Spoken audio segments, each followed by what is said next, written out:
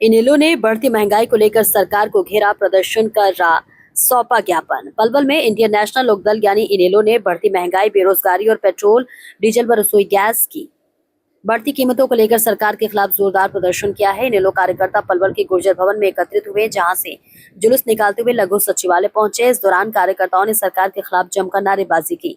प्रदर्शन में मुख्य वक्ता के रूप में पहुंचे इनेलो विधायक आदित्य देवीलाल ने कहा कि देश और प्रदेश में महंगाई लगातार बढ़ रही है, जिससे आम आदमी का जीवन प्रभावित हो रहा है। उन्होंने आरोप लगाया कि सरकारी नौकरियों में धांधली हो रही है और युवा खुद को असुरक्षित महसूस कर रहे हैं।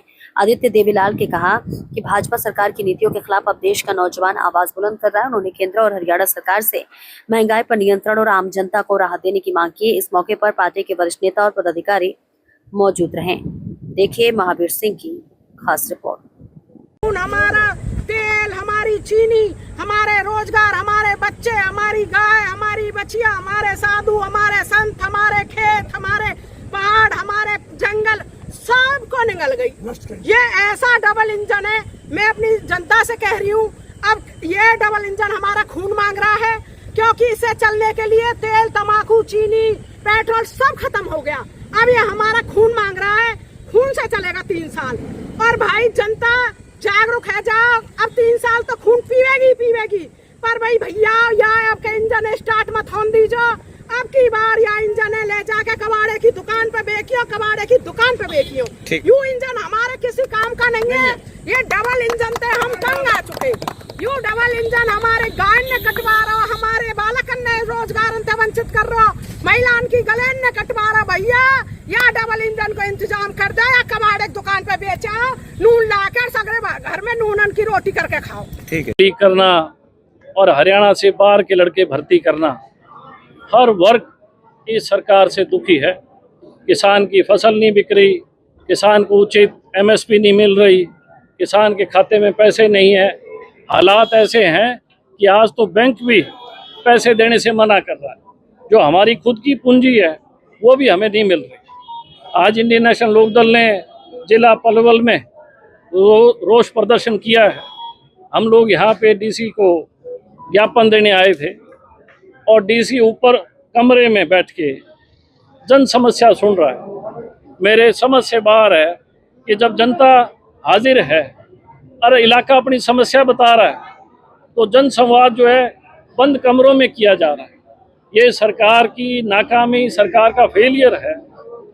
जब नरेंद्र मोदी 2014 से पहले ये कहा करते थे कि मैं रुपए को मजबूत करूंगा, डॉलर को कमज़ोर करूंगा, आज हालत यह है कि रुपया सबसे कमज़ोर अंतिम पायदान पे है और डॉलर जो है वो आज बढ़त बनाए हुए सबसे आगे खड़ा है।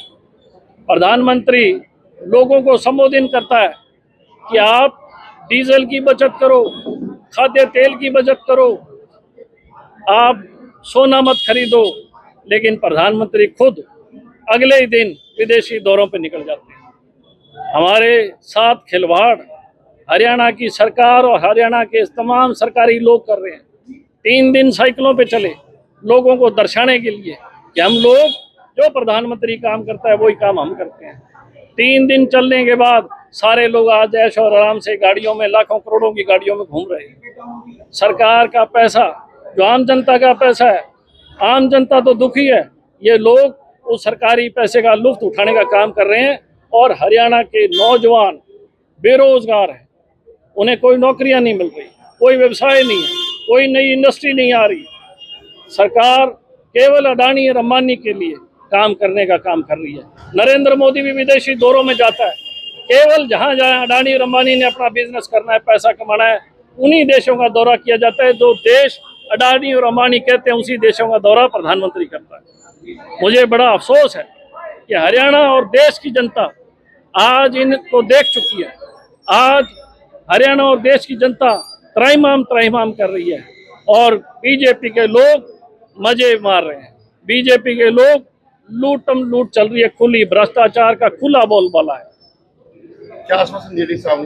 देखिए, मैं डीसी साहब को कह के आया कि आप यहाँ जन संवाद कर रहे हैं, जनता है ही नहीं कमरे में, सारे अफसर बैठे हैं, तो जन संवाद किस बात का? जनता तो नीचे खड़ी है। आपको नीचे आके जनता की सुनवाई करना चाहिए। आपको तो गांव देहात के लोगों की पुकार को सुनना चाहिए। लेकिन गूंगी बहरी सरकार, मुझे लगता है कि जनता जो है अब इनसे भरोसा ही खो चुकी है। आम जन आज सड़कों पे है, संघर्ष कर रहा है।